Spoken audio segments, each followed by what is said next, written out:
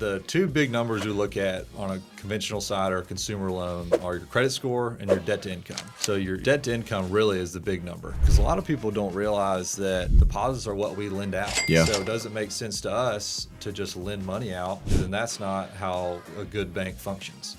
So if all we're doing is lending, then at some point we're going to run out of those deposits to lend. Welcome to the Cash Flow Bros podcast. Jack, thank you so much for coming on this podcast and hanging out with us. You are in the commercial banking space. Yes, so it's funny because when we've actually done our first deal, we were talking about doing, potentially those who listen to this podcast know I was taking down the Hueytown deal. Ended up not working out. We were trying to work on that deal together. Had a lot of conversations. Yep. So we actually may kind of cover that towards the end. Yep. But through that, kind of built a relationship with you. We actually just put a line of credit on one of my properties together, which is great. And I appreciate that working with me on that so much. So, but when I first got into the space, investing, it was all about conventional loans. It was all about basically, if you have a W-2, you can leverage it to, buy your first rental, your second rental, you can do up to 8. And it's all of this space talking about, the W-2 world and how you can leverage that, which is, in my opinion, an incredible way to go about your first steps of investing. But as I grew and as I learned and then moved out of having a consistent W-2, I quickly learned that financing is going to look different for me. Right. And, past your 4th, 5th, 6th property, you start to have to look at alternatives to financing. And that's when I dove into the commercial space and trying to understand it. And honestly, it was like completely different language, completely different terms. And so once I learned that, and I'm still learning, we have so many conversations. Right. I feel like every time we talk, you're educating me on the commercial space and how you guys see it as far as banking and loans and all that kind of stuff. But I was like, I have to have you on there because you're a wealth of knowledge. I've learned so much from you, and I want other people to learn those same things too. And so, I want you to kind of give a little bit of your background, how you got into commercial banking, and then, let's talk about loan structures and how commercial works differently than residential, conventional loans and all that kind of stuff. Yeah, totally. So, thanks for taking the time. Yeah, man. Absolutely. Thanks for having me on. When you sent me that email about coming on, I was fired up about it. So looking forward to our conversation and educating your listeners. Yeah. So my track into banking is a little bit unique. I started as a drive-through teller right out of college. And so that's really the ground floor banking. That's where it all starts. Way harder than the front desk, right, like the drive-through is the tough part. Yeah, and so I was taking deposits through the window, sending suckers through the tube. Man, I was front line. So I did that for a year or two, and then moved to a more of a, I guess, retail banking role where I was setting up checking accounts, answering phones. And I guess kind of to back it up a little bit, when I was hired, my boss now, Brian Etheridge, kind of saw a track for me, and he wanted me to learn everything there is to know about banking. So starting as a drive-through teller all the way through commercial lending. So it wasn't necessarily your skill set was limited to that. He was just like, let's take you from the ground up and build the pieces so you holistically understand. Exactly. So my title was a management trainee. So I started in the drive-through, and man, the tellers don't get enough credit. I mean, it is high pressure, people in your face, counting money quick, trying to get do everything right, and then get them out to get the next person in. Yeah, and so they're in the drive-through for a reason. That's right. They're in and out, and so it was really cool to learn that space of banking and kind of have respect for those frontline workers, because really people don't realize that tellers are important in the sense of that's probably who you see on a daily basis if you're coming into the bank, so they can make or break a relationship. And so I learned a whole new respect for our frontline bankers. And so from there, I moved into, like I said earlier, a more retail role where I was setting up checking accounts, answering phone calls, fixing problems, online banking, all that stuff. So I did that for probably about 6 months, and then moved more onto the loan side. And so Brian had the wherewithal to put me in all type of back office stuff. And so I worked, I did some back office loan booking. So when a loan gets processed, somebody's got to put it in the system. And so we call that loan operations. So I did a lot of loan operations work. I did some lending assistant work in a sense of helping lenders get all the necessary information they need to get a loan booked. So all the documents, all that kind of stuff. And then from there, I moved into an underwriting role. And so what that means is I was getting the numbers, sitting behind a desk, crunching numbers, making sure the deals worked from a numbers aspect, and then writing up, doing write-ups and kind of working on the language of underwriting and helping to get deals booked that way. And this is for loans, primarily. Yep, okay, yep. Gotcha. So running the numbers for loans and making numbers, sure it makes sense for the bank to take on that debt. Right. And so when I moved into a lending role about 18 months ago, that was probably what I leaned on most was my background in underwriting. Yeah. Just because from doing that, I was able to learn what the bank is looking for and not be just a money salesman in a sense. And so I understood how to book deals, how to underwrite, how to do write-ups, how to make a loan look pretty. And so a lot of that has helped me into the lending world. Just because, when I'm out there talking to people, I know exactly what we're looking for. I know exactly what financials we need, and I know how to put them in our system. So I'm going to stop you right there. Talk me through one of the biggest lessons you learned from being a bank teller to now loan officer. What did you take going on that little bit? Because a lot of people would not take that slower trajectory. Right. They wouldn't be, honestly, I applaud you for the humility to say, like, I want to learn the bank. Right. From the beginning to the end.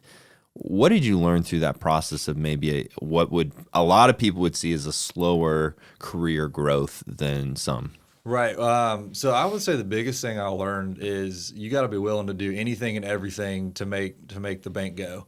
And so, I got my hands dirty. I was doing work. I came out of Auburn and started as a teller, which is not a normal trajectory. Yeah. And so, I learned to show up every day with a smile on my face, no matter what kind of work I was doing, and do anything I was asked of to kind of get to where I am now. And so a lot of hard work, a lot of time spent doing banking, which I was like, man, I don't think I was meant to do this. But again, my boss had the wherewithal to teach me everything that kind of gets a bank going from, like I said, from taking a deposit all the way to booking a loan, and to having those conversations outside with clients. It's been an incredible journey. That's awesome. And I'm assuming that you're relational, because just because you have a position doesn't mean you have the leadership. Totally.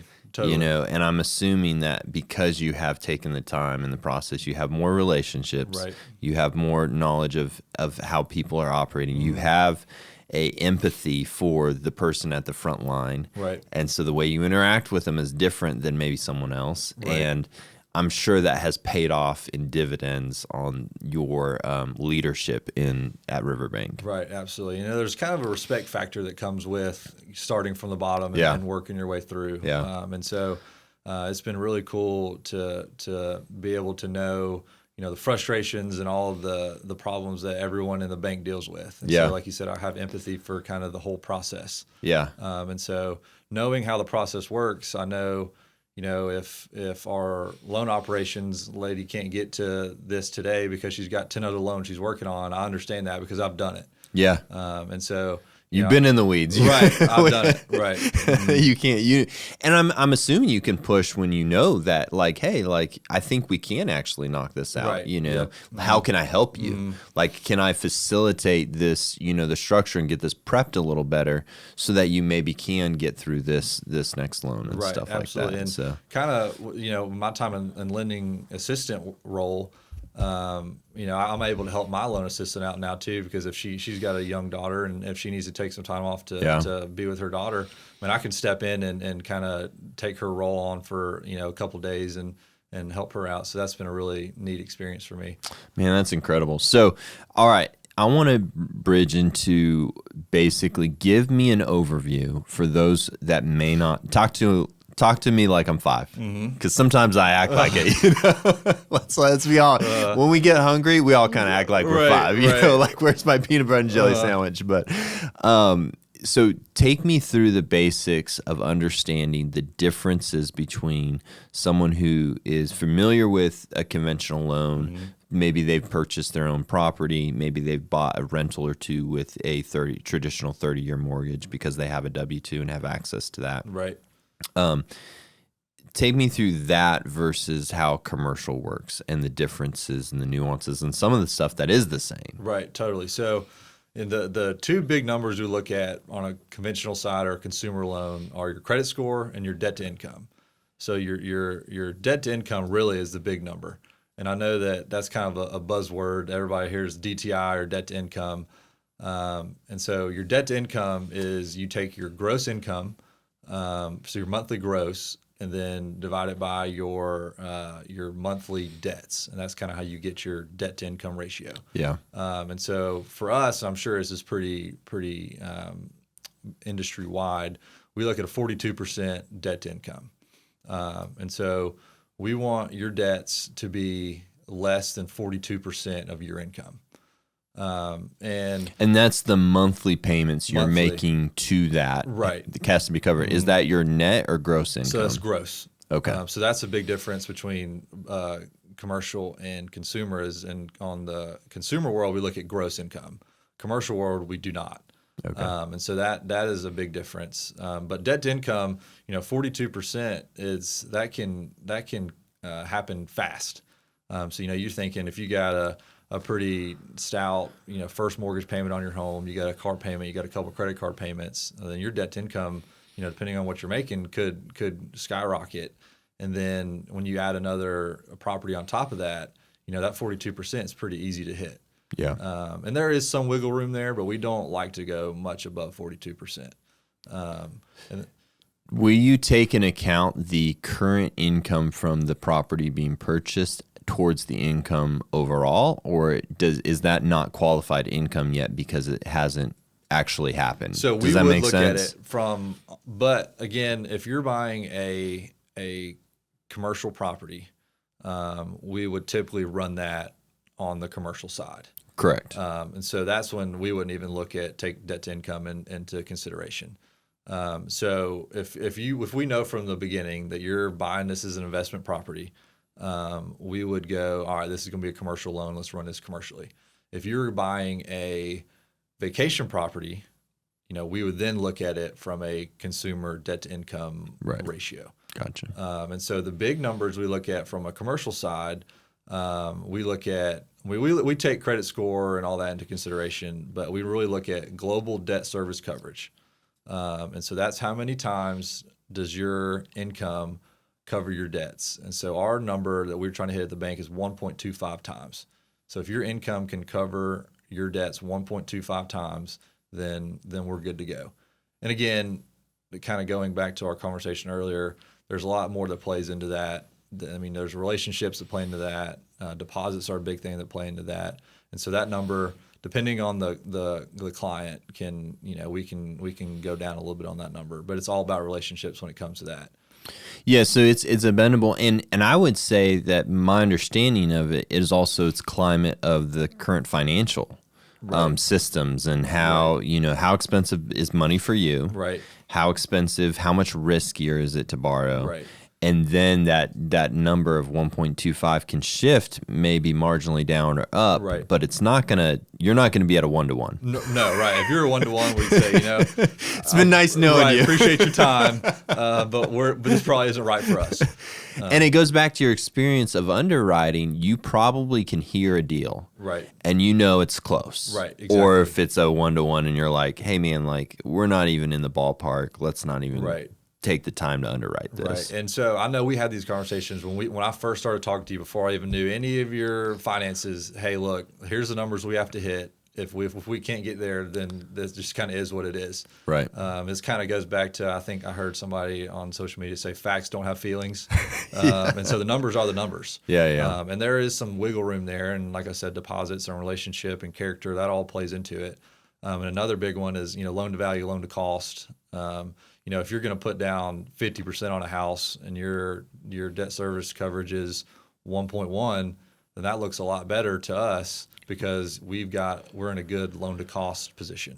Yeah, I mean, for effective, you still have first position on that property Right. if it defaults, and you're at a 50-50 versus like we'll say an 80-20. Right. And even if you're at 1.1, it's like, well, we can maybe take This on is that a good risk risk. for the bank because Yeah. of the loan to cost. Worst case, ratio. we're still good. Right, exactly. And so I'll kind of talk through a traditional commercial loan. So if you come to me and you say, hey, I want to buy a $100,000 property, that my purchase price is $100,000. We're not going to talk about the appraised value yet. So I'll say, okay, as long as numbers work, the traditional loan for us would be 80% loan to cost. We would probably do a 20-year amortization, probably somewhere around prime, and a 1% origination fee. That's kind of baseline. And then that's where negotiations start. And sometimes they're like, depending on the property and depending on how much they're putting down and what it appraises for, we could go up to 85% Right. Loan to cost. If I have $1 million with your bank, like in deposit, then that's at 85 might hit because you're like, Right. They're you've like, got wow. $1 million with us. Right. So if you don't pay this, and you've got the money in your account to totally pay this property off. Right. If I have $10, Then it's that's a very different conversation. Very different conversation. And that's Yeah, when, if you got $1 million in the bank, we'll negotiate a lot more than we would if there was $10 in the bank. Yeah. It's funny because, in the deal of Hueytown and we're kind of working it through and all that kind of stuff, I was talking with the seller about kind of bank stuff I was dealing with and working through, and I was like, hey, I'm here. And he's like, you need to talk to more banks. And I had to stop him, and I was like, hey, like, I understand I can definitely explore and try to find, but I'm going to have the same conversation over and over because you are having conversations with these banks that I can't have. Right. Because you have a company that has X amount of equity and X amount of like output every year. You have these properties, so you have the equity in these properties. Right. You have a backlog of deposits. Like, he's 20 years older than me. Right. He's got business of 20 years on me. Right. And so the conversations he's having with banks was totally different than the conversations I can have, Right. because I am a riskier person to loan to. Now, am I the riskiest? No. Right. But I'm also not him. Right. And he was getting rates quoted, and he's like, oh, I bet this bank will give you 6%. I'm like, they ain't quoting me 6% right now. Right. And so that's partially with the rates rising and just some of the other nuances of that deal, why it kind of I backed off of it. But at the end of the day, it is the commercial space is very much more, we're going to look at your position that you are personally, financially, how your businesses are, all of this thing, like you said, looking at this global perspective, and then make a call whether we feel like it's a good loan to make, basically. Right, totally. And like I kind of touched on earlier, underwriting and relationship, there's an art to it. And so looking at numbers sometimes doesn't tell the whole story. And again, too, when we're looking at somebody who just purchased rental properties, when you look at their tax returns, that doesn't tell the full story. Right. Because it's like, hey, you may only have 6 months of income, but we're hitting you for a full year of debt. So that's really not fair. So that's when we'll go back and we're like, okay, well, let's write up a pro forma. Let's get your leases and let's look at it that way instead of just taking just the tax return. Right. And so there's ways to, I guess, like I said, there's an art to it. There's ways to work around a tax return that's not showing, enough income. Right. But again, at the end of the day, the numbers are the numbers, and we can only do so much. Well, going back to the line of credit we put on, let's dig into that. So I came to you, I have a property with a significant amount of equity. Right. And I've used it in the past. I've had a line of credit on it to leverage to do some flips and different, liquidity stuff. And so went to you, was like, hey, let's up it because of my equity had increased, and my other, maturity date had gone past.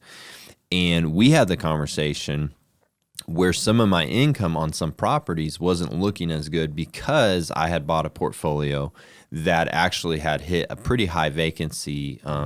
Typically, when you buy a portfolio, you can expect about 20 to 30% vacancy. Right. People don't like change. Right. And so when you change it up on them, whether Right. it's property management companies or you try to increase rents or different things, you're going to hit some vacancies. This just happens.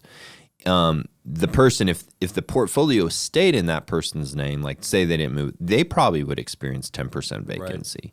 So it's not like you're hitting a 30%, you know, they're probably going to have a transition or two. That's just life, you know, people move. So all that to say, I hit 50%, which is definitely more than I had expected and should have not hit, but it is what it is. We had to look at that and say, okay, what's Todd's history as a, you know, landlord? Right. Is this typical of his properties? Right. No, it's just this portfolio. Right. And so you were able to kind of work through that. We talked it out. We looked at, like you said, lease dates, some new stuff coming in, and you're like, okay, I think that we can look at this projections and know that we're okay. Yeah, and you educated me on that too, in a sense of, you know, I haven't done a whole lot of portfolio loans when you're buying 10 or 15 properties at a time. Yeah. And you told me that, hey, look, when you buy a portfolio, there's going to be some properties in there that aren't good. Yeah. And I've got to go in there and fix these properties up, and it takes some time to get renters in. And so that was neat for me to learn. You know, I educated you for once. Just keep saying it. Let's just put that on record and just repeat, you know? Right. And so that kind of goes like, you know, there's an art to underwriting, and I was able to, you know, you were very easy to work with. And anytime I had a question for you, you were right on it, or you'd come office and we'd sit and we'd look at numbers. And so that's when it comes into, all right, I know you're a good dude. I want to figure this out. And you were able to get me leases and get me, you know, your little pro forma that you had written up that showed what's happening and kind of your history on what you got going. And I was, okay, this is a risk that is worth taking for the bank. And again, you know, like you said, you know, you're not the riskiest person. I've been around you a lot, and I know your character. And so that kind of played into our decision of the bank too. I think it was funny when we were talking through Hueytown, Brian, actually, it was me, you, and Brian sitting in a room, and we were talking about the numbers and different things. And there were, because of interest rates, the deal was tight. Right. Like, and I was also leveraging, you know, that at the property that has the line of credit currently, I was looking at leveraging that as an equity piece. So it's a little more of a different deal, a little more complicated. We were talking through it. And I thought it was really funny because, you know, I looked at you guys and I was like, I don't buy bots. Right. Nothing against boat owners. Right. But they are expensive, you know. Like I was like, I don't take on debt. Like my only debt, I own my cars. Like I don't have fancy cars. My debt is in houses. Right. And that's my personal house and then rental properties. That literally, and you know, I have some floating credit card just because I use credit cards and then pay them off like on a cyclical monthly basis. But actual debt is only houses. Right. It's only in real estate. Like I carry no other debt. And I was like basically trying to paint a picture. Now you can't completely trust that because people, you know, people are people, and at the end of the day, like as soon as you make a loan, they can go make choices. Totally. But I was trying to paint a picture of like this is my debt history, and if you look past it, like I think I've had a car loan like once. Right. You know, and I got it paid off early. You know, so that was one thing, and I think another thing that was funny that I shifted y'all's view or thought is I was like, I need to get the best terms I need on this deal because you want me with liquidity. Right. And Brian was like, what do you mean? Like we want the most locked up in this deal. And I was like, no, liquidity really in my position, the way I invest, liquidity protects the asset that you've loaned on. Right. And that was probably the first time we've ever heard somebody say that. And that's why Brian and I both looked at each other and we were like, huh. That makes a lot of sense, right? Because if you've got liquidity, that means you can pay us. Correct. And we're not going to get sideways or upside down on this because we were able to help you save some money to either put toward another project to make more money or to put more to this project, you know, pay debts or furnish or, you know, be able to float without a tenant for a while. Correct. And so that was an interesting thing. I've never heard somebody say that. Yeah. And I would say it's specific to the investor because the way I handle my liquidity is I save it. You know, like I'm not a big spender. And like I said, when I spend mostly on debt, you know, like things that are going to produce more assets, you know, not all the time, you know, I'm going snowboarding here in a week. That is not a cheap trip going back to my home state, Colorado. But But in general, yeah, liquidity, I think it's a thing that helps you stay in the game long term. Totally. And I would say that most investors that I've talked to and all that, they just don't have enough liquidity. Right. And we're seeing some of them fizzle out in these what I would consider a little tougher times. Right. And if I didn't have the liquidity, I would have gotten chewed up by that 50% vacancy. Right. I did. Mm-hmm. It sucked, but I'm still around. Right. Exactly. Right. And so I thought those were really fun conversations that we had. And it goes back to it built a relationship that we can have that conversation, and you know how I think now. Right. And you know that if I've got 40 grand sitting in the bank, it's not slotted for something besides the rainy day. You're not going to buy a boat. Yeah. There was one book, man, I'm trying to think. It was I'm not gonna quote it, I'm gonna try it, but the synopsis of this guy who basically researched history of catastrophic events, all these different things. He came to the conclusion of two things. Number one is that you'll never be able to predict the next catastrophic event in its like how it is. Like who could have predicted COVID? Right. Like who could have predicted at the mass scale of what it would do to our economies, what it would do to people and the sickness and all this kind of stuff. What you can predict is that there are events coming. Right. That's the only thing you can predict. Right. Is the rainy day is coming. It's just you don't know when and you don't know how bad it's going to be. But what you can predict is it's coming. Right. Right. And so I think that goes back to how long do you want to stay in this game? And you need to have liquidity for that rainy day. Yeah, totally. So this is really helpful. I want to ask this question, and it's kind of an interesting segue into another interview I had, which I want to kind of talk about. But talk to me about how you view out-of-state investors versus local investors. Right. Do you even work with out-of-state investors? Is it a big, like, how do banks see it, and how does River Trust see it? Yeah, so being a community bank, we want to serve our community. And so that's number one for us. And so we want to do stuff like, have our Christmas party and you come. Yeah. And an out-of-state investor, it gets a little tricky because I've looked at some stuff where an out-of-state investor has more money than he knows what to do with. It'd be a great risk for the bank, but it's a one-off deal. And we're not really looking for one-off deals. And so if an out-of-state investor came to me and they said, hey, I heard Birmingham is a great market for investment properties, and I want to buy a commercial building over in downtown, I would say, okay, well, do you plan on keeping any deposits with us? And I would say 90% of the time they're like, well, no, I'm living in Boston and I want to come and take advantage of Birmingham. And that's when I would say, well, hey, look, we're not interested. You probably want to go to a bigger bank for something like that. And I'll direct them to who I think they would work great with and just say, hey, this deal's not for us. But if somebody came to me and said, hey, look, I've got some family in Birmingham. I live in New York, but, I want to do some deals in Birmingham and I want to move my deposits to you, then, okay, let's talk. Not saying that we'll be able to get something done.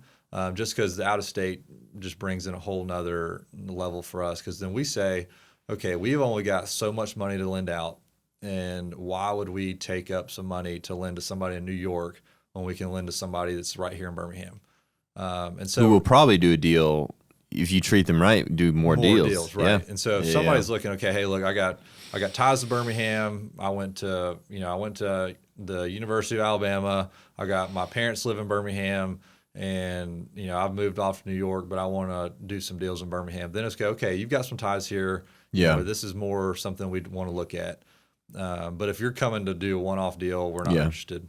So was it tough because I'm from Colorado? You're like, you don't have the accent to you're out. That's awesome. No, that's helpful because I have heard that and I've gotten that feedback. I don't think anybody's really described it that way as well as you have. But a lot of local banks, when because we do help out-of-state investors buy and sell here in Birmingham. and they say, man, like I just can't, it's really hard to get in with a local bank, and Right. oftentimes they don't want to do the deal. And I'm like, and I've kind of just understood that that's a thing, Right. but I don't know if I've really fully understand that. And it makes sense from a deposits and from a community standpoint, and from you know, if someone came to you and said, hey, I'm building a long-term relationship, I'm going to go ahead and throw $50K in your bank, and I'm going to let it sit, and I'm going to call you in a year. Yeah. Then we'd be like, let's talk.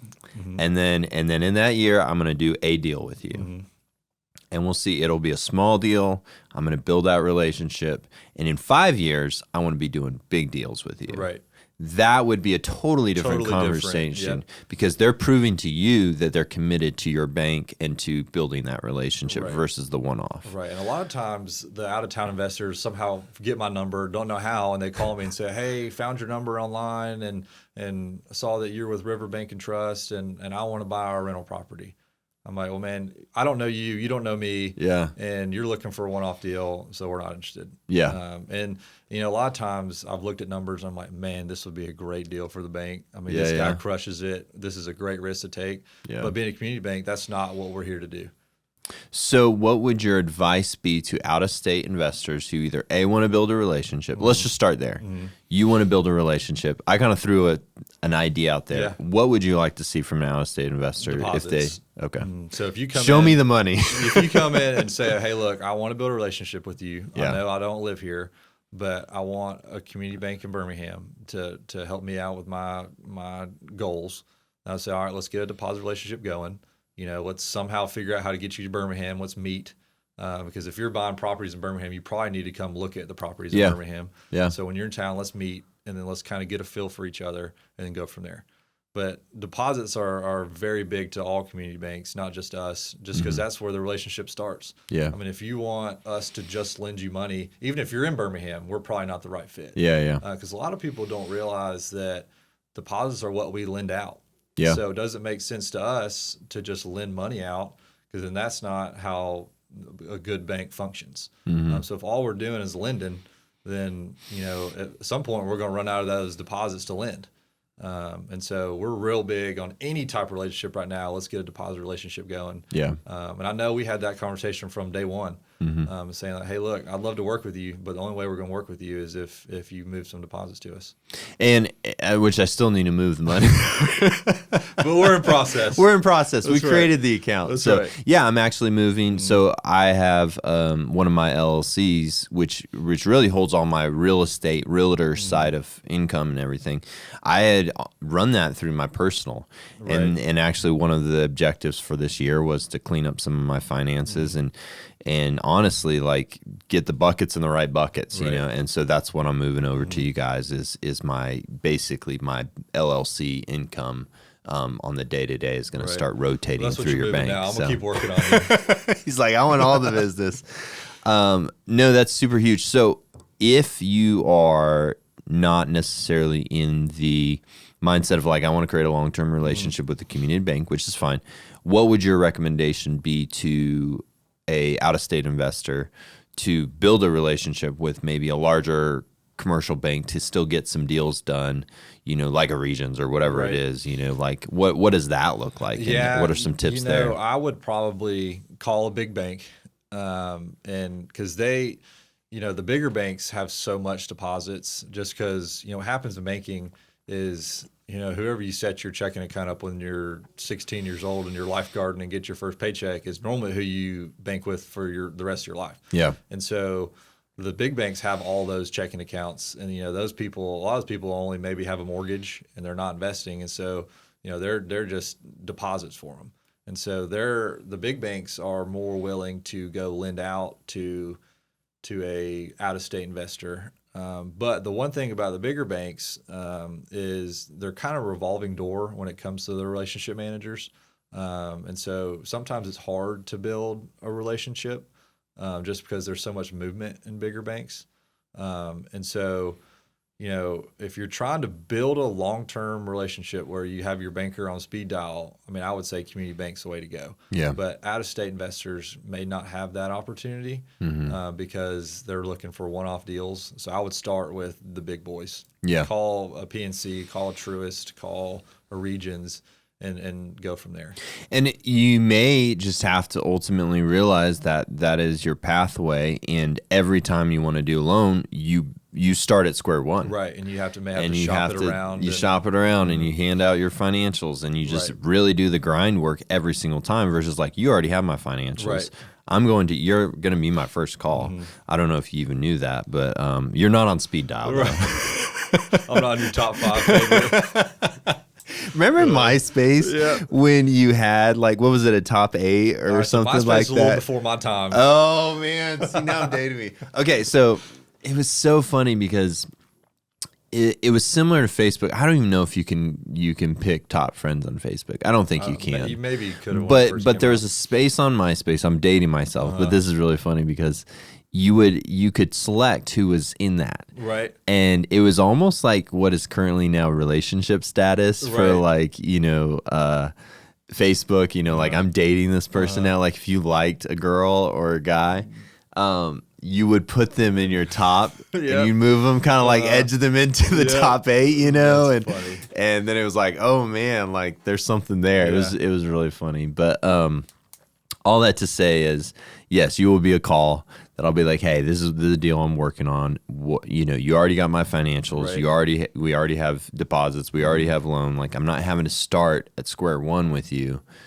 How can we get this deal done? Right. And I'm going to be less concerned about, hey, Jack, we need to be a half a point lower. Right. Like the deal is, you know what I mean? Like for me now, I want that half a point. Right. But I realized like I'll probably get that half a point or point on a loan in 5 years if we keep on doing deals together. Right. And that just comes with time, because like I said, I know there's a guy who flips in town. I mean, he's got so much money moving around, moving pieces, and a lot of equity, obviously. I mean, he can write big checks at the drop of a hat, but he works with a local bank, and that's his go-to. And the rates he can get are, I mean, he can get up to a 30-year AM, right, which is crazy. Crazy, yeah.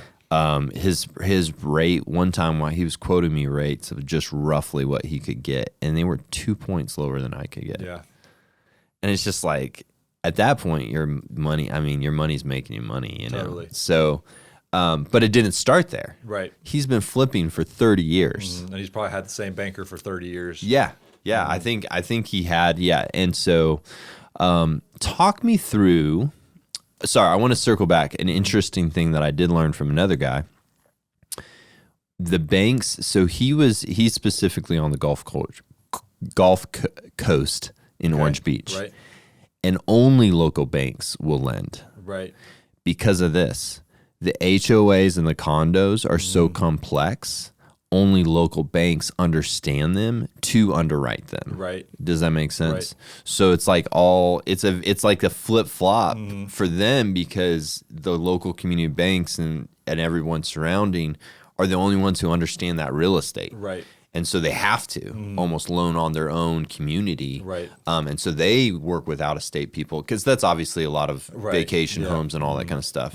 And so like if someone were to come to you and say, hey, I want to buy a Gulf Coast commercial property, you probably would do it, but you don't have necessarily as much chops in calling the HOA and hounding them, you know, saying, I need these documents and I need this, and line it all up. It would be something kind of to that is we'll do the deal, but I may not have understood all that goes into it with the HOA stuff. Yeah. And so that could end up getting us in trouble on the back end because we don't understand it. Right? Yeah. And I actually that's interesting you brought up HOAs. I had a client not too long ago tell me that he bought his first investment property was in a condo or a condominium complex. And he said that there was a leak in the roof on a unit that wasn't even close to his unit. But since they shared the same roof, they had to replace the entire roof. Yep. And so he had to come out, I would say like $5,000 to pay his portion of the roof.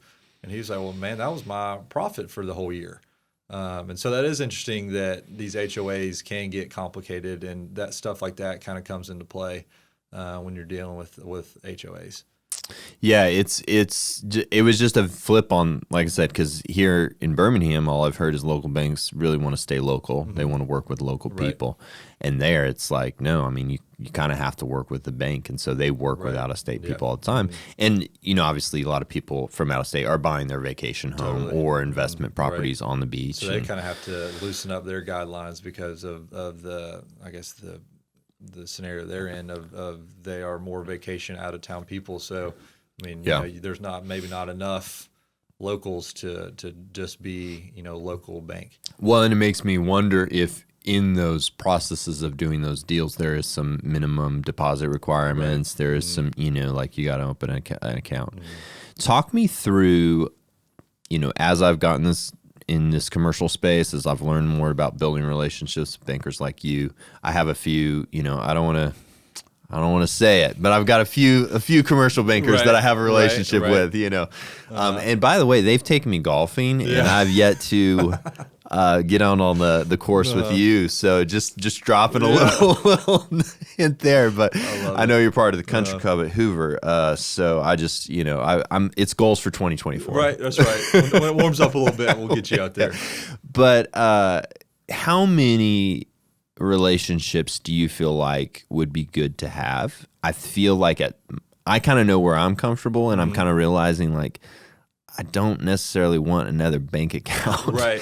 Like I've already got enough bank accounts. I'm actually trying to consolidate and bring my money local, and kind of learn from what I've learned from you. Like I have several bank accounts with Capital 360 because it's really easy. You can like literally just like click and open up 5 accounts, and I kind of use it the way I organize my funds. It just is helpful for me to be out of sight, out of mind. So, but all that to say is I've thought I just really need to take all that money and bring it local. Right. How many banking relationships would you say is beneficial that is going to give you the opportunities that you need, but ultimately still not be so in 50 different places that each of those banks are like, we don't want to touch it because your funds are here and here and here and here. Does that make sense? So selfishly, I would say one. Bring it all with me. But no, I would think 2 or 3 is healthy, just because it kind of breeds some healthy competition. In a sense of, we may be offering you prime, and then somebody comes and says, or you call me and says, hey, I got a term sheet from Central State that they're at, prime minus a quarter. Right. And it's like, okay, well, and you're like, well, you either got to be there or beat it, or I'm going there. And it's like, then we'll take a step back and say, okay, here's where we're at as a bank, and do we want to go, get a little skinny on our rate to get this deal? Right. So it breeds a little healthy competition. So, 2 or 3, I wouldn't say any more than 3. I'm with you. I'm kind of at that place where I've got several local banks that I've opened up because I've done deals with, different ones, and I'm kind of at this point where I'm like, I want to consolidate. I want to get the majority of my accounts with banks that I am doing consistent business with. Right. And then for the most part, just go to those 2 or 3 options and just say, this is the deal I have. How can you help me? Right. And then, basically figure it out from there, rather than just, keep on trying to source another bank, and just chasing an extra half a point, on an origination fee or something like that. The time you would spend, it's just not worth it to me. And we kind of take the standpoint too of we provide service that you can't get a lot of other places. Yeah. So if our origination fee or our rate is a little bit higher, then you're kind of paying for that service, and so we may get to a point where it's like, well, hey, look, we can't beat that, but you like working with me, and how we would do as a bank, and you like all the people up front, and you like dealing with my assistant, so is that quarter of a point worth it for you? Yeah. And so we're not out there trying to be the lowest rate in town, right? Just because of the service that we provide from a banking standpoint. Well, and I think too, we've had conversations about you guys are willing to think a little more outside the box than other banks. So I think that is part of that customer service of the conversations, the extra time. I mean, we talked several times about Hueytown and never did a deal. You didn't make a dime out. Probably you spent hours on that deal. And, hopefully you did on the line of credit, but and the future deals. But that comes back to that customer service of like, let's have conversations about these potential options. Absolutely. So, Hueytown, let's dive into it just a little bit. From a banking standpoint, I've talked about on the podcast why I did not do the deal. It's funny because not every day, but there are days I still feel like it was a 50-50 deal. Right. And I just chose one part of that coin. There's some days where I'm like, man, I should have done that deal. Right. Other days I'm like, I'm glad I didn't do that deal. Right. And, at the end of the day, I kind of come from a place of where there's just opportunity around the corner. It's not like, my trajectory is not void of opportunity. Right. I think there were some things that were great about that potential opportunity. I think there were also some things about that was not my long-term plan. Right. And I would have had to really cull down that portfolio a good bit. I would have had to do a lot of selling to eventually get where I wanted to be on the actual properties to keep. And I could have done it, right? But was that the best use of my time? Right. And that's kind of where I came down to. So all that to say is, talk me through how you saw that deal and what were some of the things you liked about it and what were some of the things you did not like about it? Because now that we haven't done the deal, I think you can be a little more like open, like, hey, I didn't love this. I was willing to do it, but I didn't love this part of it. Or other parts that you were like, no, this actually was really great the way you thought of this or structured this so that I can have feedback for my future. This is a selfish conversation. Yeah, no, totally. So when you first brought us the deal, there was a lot going on. So it kind of took me a second to take a step back, send me all your documents, let me get in my office and let's look at this and kind of see where it's at. So, and in your own words, briefly talk about the structure of the deal, the equity piece, all that kind of stuff. So you were going to pull some equity out of a home that you had really good equity in, and that was going to kind of be your down payment toward us. And so we were going to take that, I guess that 20%, or there's going to be enough equity to have 20% down on the deal from that house. And then was there 10, 11 properties? It was 17 doors. But one of them was kind of not a true. It was really a 3-door and not a 4-door. But yeah. So we were going to pull the equity out of one house and put it as the down payment on the deal. And then I think we were going to go, I can't remember, was it 85%? I think we were at 80. Yeah. And then we were going to be right at prime with a 1% origination. So pretty standard from our conversation a minute ago, pretty standard commercial loan terms. And I think 20-year AM. And so some things I liked about it was your history in real estate. I mean, you've proven that you can handle a portfolio. Because you're dealing with one now and it's trending upward.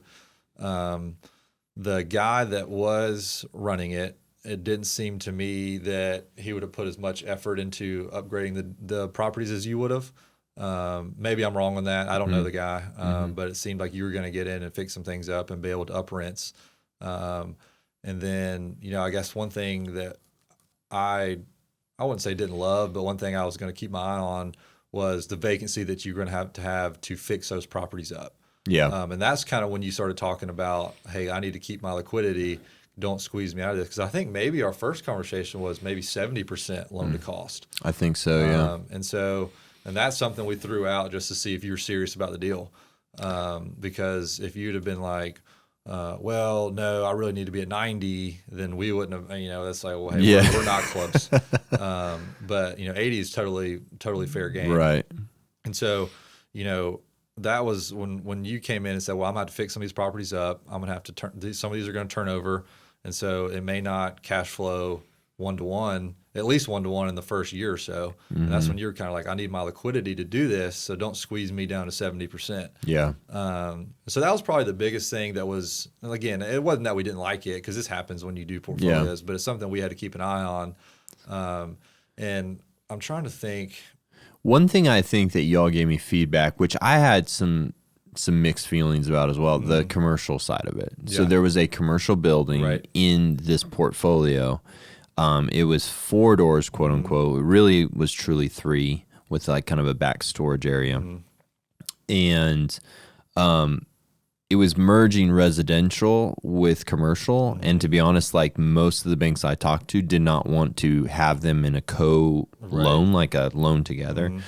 I don't think co-loan is actually a term. I'm following you. But they were saying like, hey, we'll do a commercial loan and we'll do a separate residential. Well, the problem was the equity piece I was bringing was a single equity piece. We were going to cash it out basically and include it in the overall loan of the whole thing.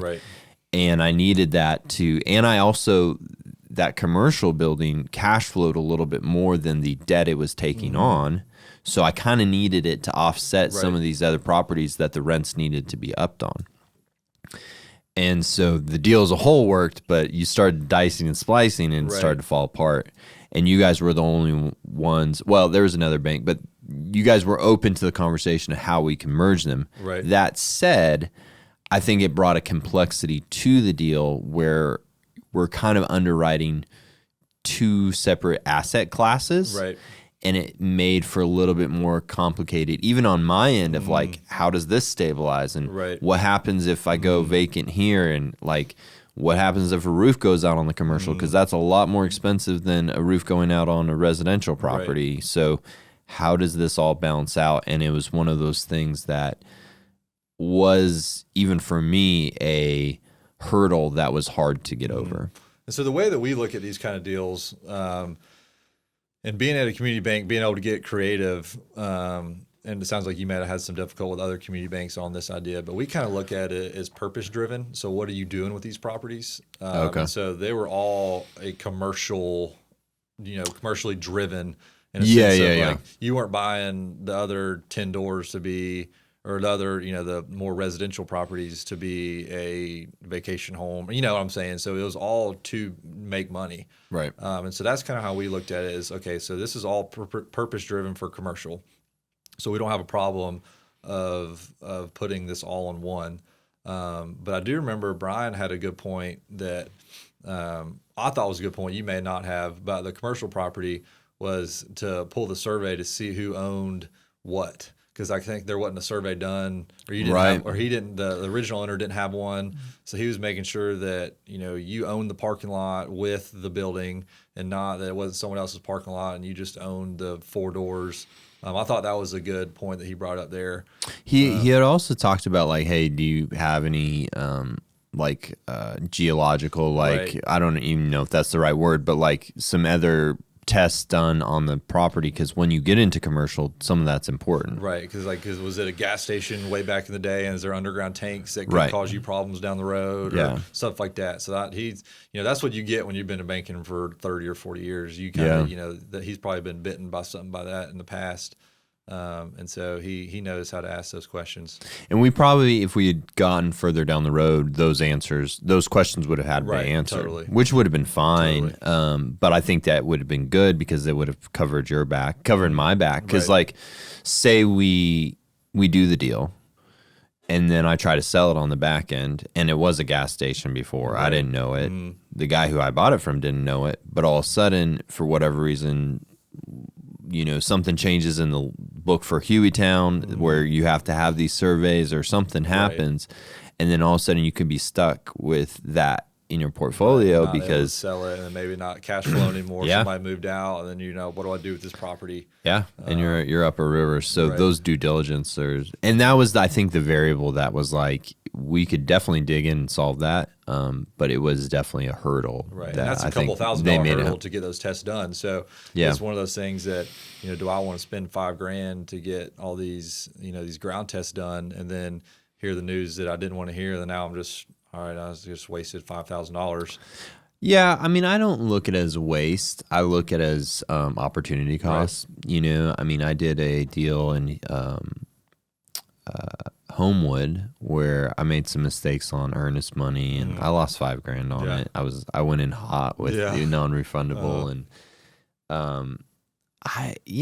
Sometimes I think the sting of those moments actually like help, the bigger picture of like, I learned a lot more from that. Right.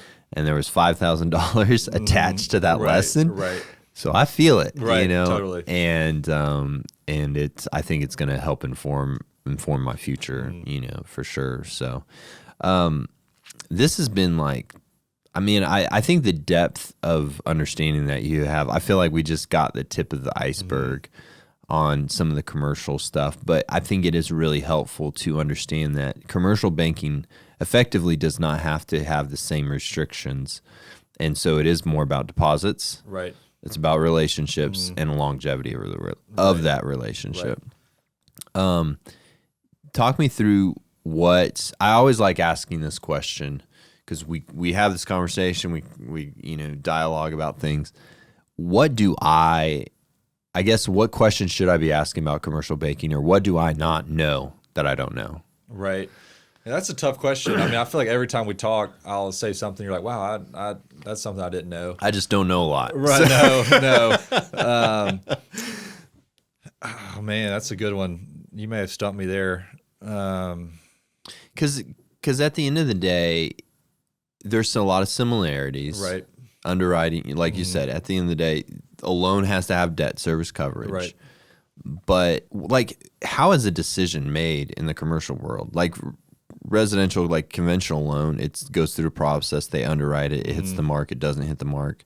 There's restrictions for a good reason, because there was a lot of bias in banking early on, allowing some people not to get loans and other people to get loans, and it's very sad. Right. But commercial is different because obviously it's a business. Right. So who's making these final calls on these loans? Okay, that's a great question. So I guess to back it up a little bit, with the consumer world, if you don't hit the debt to income ratio, there's really not much I can do about it. There's not a story I can tell. There's not, I can't put pretty words on a piece of paper to make it look good. If the numbers don't work, they don't work. And so that kind of goes back to what you just said about some bias in banking. That was totally sad, and I'm glad that we don't have this into place. And but then again, on the flip side of that, if somebody calls me and it's somebody that I don't really want to do business with, it's somebody that my personality and their personality don't work at all, but their numbers work on a consumer side, you have to do it. You can't just say no, we're not a good fit. And so there is a give and take on that, but it's a good give and take. And then on the commercial world. So there is some approval process. So the way it works at our bank, and I know every bank's different because the bank I used to work for was different.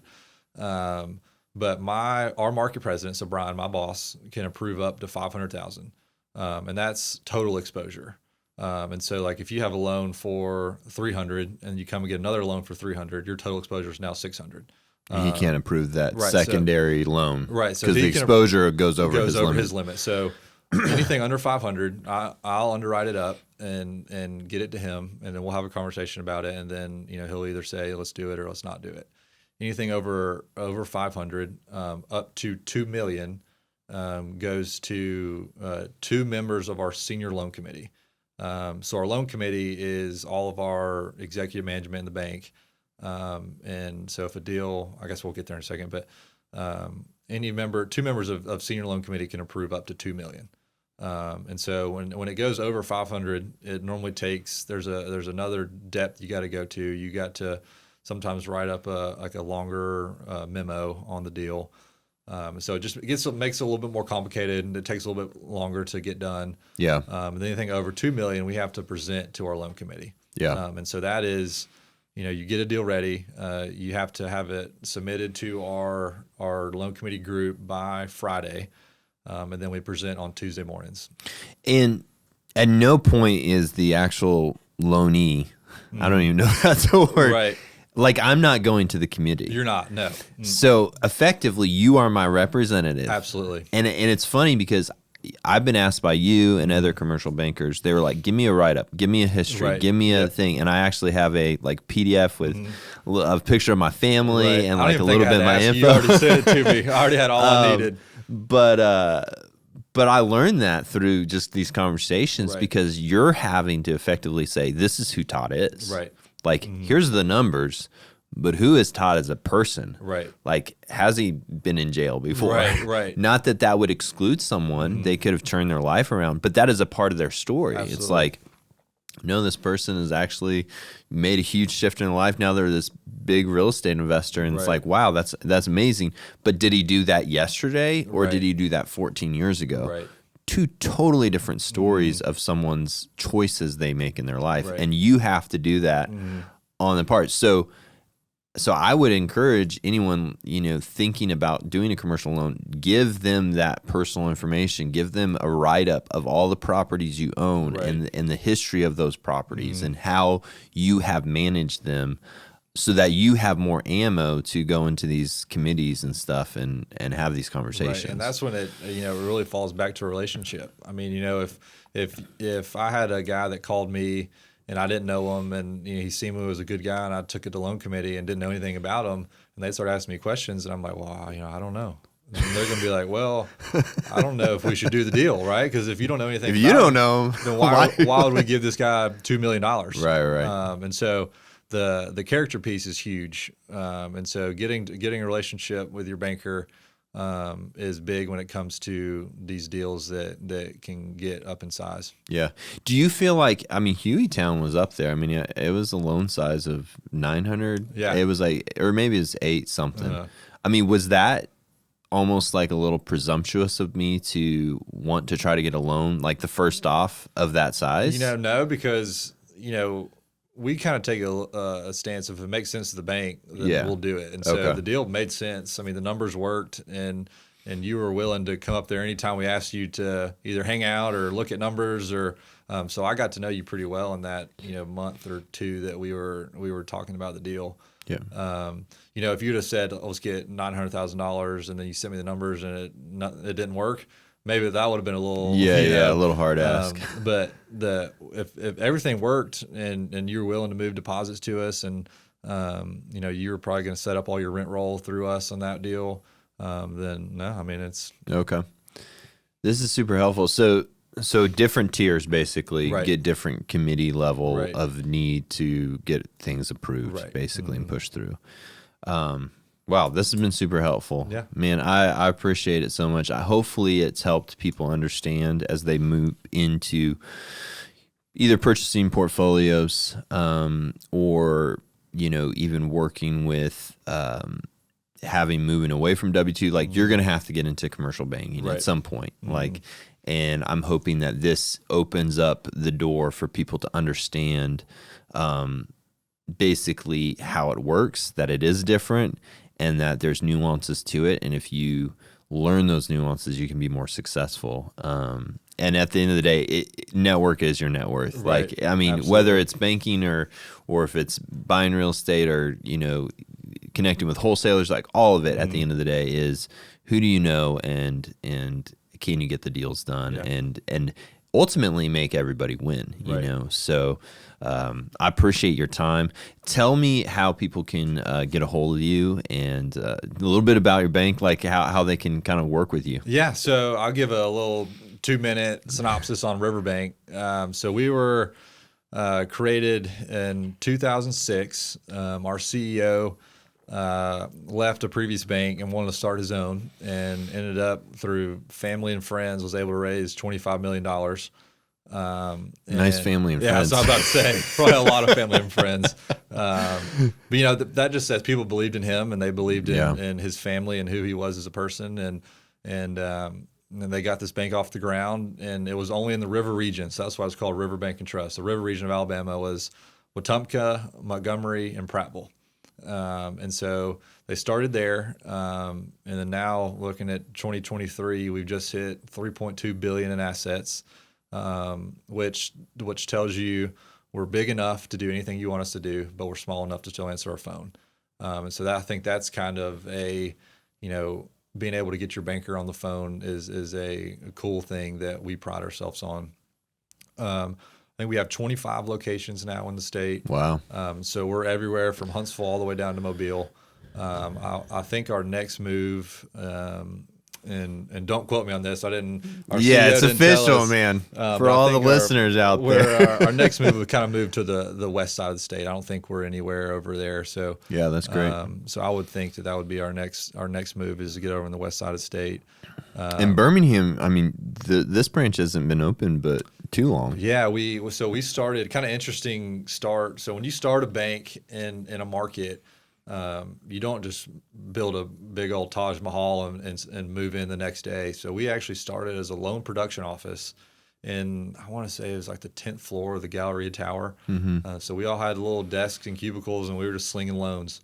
So we did that for about 6 months, and then got to our temporary location now, which is across the street from Mark's Outdoors on Highway 31. I hope it's not temporary. It's right around the I know, corner it's from my convenient house. to everybody. It's such a great location. But having a bank in a strip mall is kind of a it is a little unique, different, but we're I'm not opposed to it. right, Okay, totally. So we're planning on eventually building something. I don't know where yet. It'll be somewhere in the metro area. Yeah. And so we'll build a nice building and get in there probably in the next 2 to 5 years. Nice. And then way you can reach me, I'm on Instagram, Facebook, LinkedIn. Todd can throw you my cell phone number, and that's probably the easiest way to get me is text me or email me. And I'm normally, if I don't respond immediately, I'll get back to you within an hour or so, unless I'm skiing or yeah. bird hunting or playing golf, doing the important things in life, building relationships. Man, like I said, I appreciate you taking the time to come in and connect. I've learned every single conversation we had. That's why I knew I had to have you on the podcast, because I learned something new from you every time. And I think it just, goes to show your willingness to help people. Like, you're a service-oriented person, and you do it. You happen to do it through banking. So I appreciate your time. I appreciate you always educating me, us getting the deal done, even though it wasn't Hueytown, and just, continue to look forward to, a productive and, business relationship. And maybe at some point we'll go skiing together. Yeah, I don't know. We'll see if we can figure that out. But the golf links is the next one. Yeah, absolutely. So I'd like to ask you one question before we end. Oh, man. Sure. So I recently looked at a deal where a guy was going in and leasing properties and then Airbnb-ing those properties. And I had no idea. I'd never seen that being done. Yeah. So what are your thoughts on that? So effectively what he's doing is arbitrage, and so it is I don't have a ton of experience. I have one midterm rental. Right. And that was, in effect, the point of it was to basically get the experience. Right. And so ended up having a tenant who's been there for a little bit longer, which is great. It's actually a really great situation, but it has not allowed me to have like that midterm / short-term experience of turning people over and all that kind of stuff. So I don't have a ton of experience in that. That said, I think two things about it. I think it is a business. I don't think it is a wealth creation tool. Right. Just from now this is maybe not answering your business, the banking side of it, but from a investor side of it, why I don't like it. So in my opinion, a lot of times the investment game is about equity. Right. So in the short term, a lot of people say cash flow, cash flow, cash flow. Well, houses are very expensive to maintain. And so for the most part, I think cash flow does get used at some point for the rainy day, and that's what it should be saved for. And your equity spread happens two ways or multiple ways. Obviously you have the tax benefit, but really the big ways are increase of real estate, appreciation, and the debt getting paid down. And so you have this slow, divide happening. And that's your equity piece. You keep a property for 5-10 years, the spread is significant, and then you pull out and you're like, wow, I made money. Right. So the problem with arbitrage is you don't control the real estate. Right. And the beauty of Airbnb, in my opinion, is that you can buy higher end, more expensive assets, and the income can pay down more debt. So you can buy that $1 million, cabin in, Pigeon Forge and actually cover $1 million worth of debt service with income from that Airbnb. Right. And then the cabin's going up in appreciation and your debt's getting paid down. Arbitrage does none of that. Right. It just spits out cash flow. Right. And so, in my opinion, it is a business and it's a viable business. There's lots of people who arbitrage. But to me, it is losing like the golden goose of why you would even think about Airbnb. Right. Like, why are you going to go through all this hassle of dealing with, basically you're a hotel. You are a customer service business.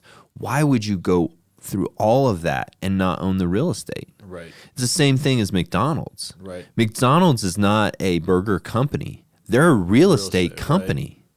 Right. That is where the money is an ownership of real estate. I can set up a bunch of businesses. But if I don't own the asset, the real estate, it's a short-term plan to make money, right, in my opinion. So long story short, you're making money, you have good cash flow, but you're not building net worth.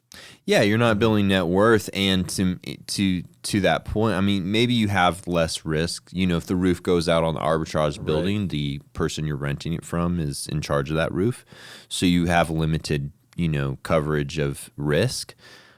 But yeah, and you can exit that, you can default on the lease or you can leave that lease after 2 or 3 years. But yeah, in my opinion, it is a business. I know a lot of people are making money on it. I just don't know if it's for me. Right. And the business side of it, I don't know enough about, to really say like, it's a great performing asset. It's not a great performing asset. I think that people who have experience in that, I would probably say specifically to your question of this person, I would look at their experience. Right. If they already have 10 Airbnbs and they're a successful host, they got the game, then I would probably feel really good about it. If it's just a idea that they are like, I'm going to try this, I don't know if I would move forward on the deal, because being a good host and showing that basically you are a good customer service person is really key to that, is my understanding of it. So that's a great question. Yeah. So I had it pop across my desk. I was like, man, I've never seen this before. Yeah. A very unconventional way to go about it and almost impossible to underwrite. So I was kind of looking at it and I was like, I don't even know where to start on this.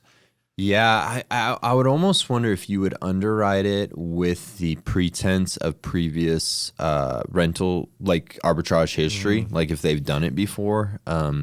If they don't have any current Airbnbs, I don't even know if you could touch the deal. Yeah. I hate to say it, but it's just. And I think this was, we didn't get very far. Kind of told us we weren't the bank to lend on something like this, but. I think it was kind of his first couple. And so I kind of wanted to see, there's no history. There's nothing to fall back on, just kind of like, hey, I got this idea and I want some money. Yeah. Like, well, I've got a lot of ideas too. Right. Call Regions. There is a guy I know, I actually want to have him on the podcast. I think he started out, he had several rentals in Hoover. And then he started to turn them into Airbnbs, and then he started to do some lake house stuff. So I think his portfolio, and it's all short-term rentals, is like the 30. Oh, wow. And one of the other guys that I do some commercial work with, they'll loan on his stuff, and it's a relatively conservative bank, but they'll still loan on his because of the relationship and the history. Right. He's got 30 other, properties that are the proof of his work. And I think that's an interesting thing.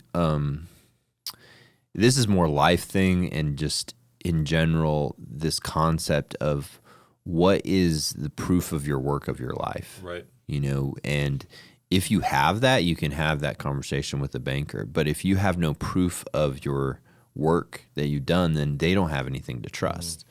And so, but that even comes back to relationships, like of what is my life telling people that who I am and what I'm about and the action steps that I'll take in the future. Only my history can inform that. Right. And to a degree, only your history can inform yourself. Like a lot of our self-worth sometimes is attached, as it should be, to our actions. So if I have a history of saying, I'm going to go work out at the gym, but never go work out at the gym, I'm telling myself that I am not worth it. That I made a promise to myself and I broke it. So what is my value? Right. Versus if I say I'm going to go work out at the gym and I do it, then I say I can trust myself. Right. So I have value. The proof of my work is the value that I bring. So perfect example, this morning I said I was going to ride my bike for 30 minutes. I didn't want to get out of bed. It was a little cold. Yep. But I went and got on that stationary bike, put in 30 minutes. Is it actually going to give me crazy gains from a physical standpoint? Probably not. But from a person of the core of who I am, I made a promise to myself and I kept it. Right. So there's the integrity there. And I think that's what you have to show. Circling back to banking, you are showing that. Right. Your credit score is showing that. I said I was going to pay off a debt, and guess what? I did it. Right. People who have poor credit scores, they said they were going to pay off a debt, and guess what? They did not. Right. And so that's what you have to go off of. But well, man, thank you so much for the time. I feel like I took too much of it. No, absolutely not, man. Thank you for having me on. I really enjoyed it. That was fun. That was a great question. And next time we see each other, hopefully the weather will be nicer and we'll be shooting pars. Love it. Maybe you. I don't know about me. Not me. You'll be shooting pars. Yeah. No, we got to find a third in our. Right. Somebody can shoot a par. All right, man. We'll take it easy. Hope you have a great rest of the day. Appreciate you, man.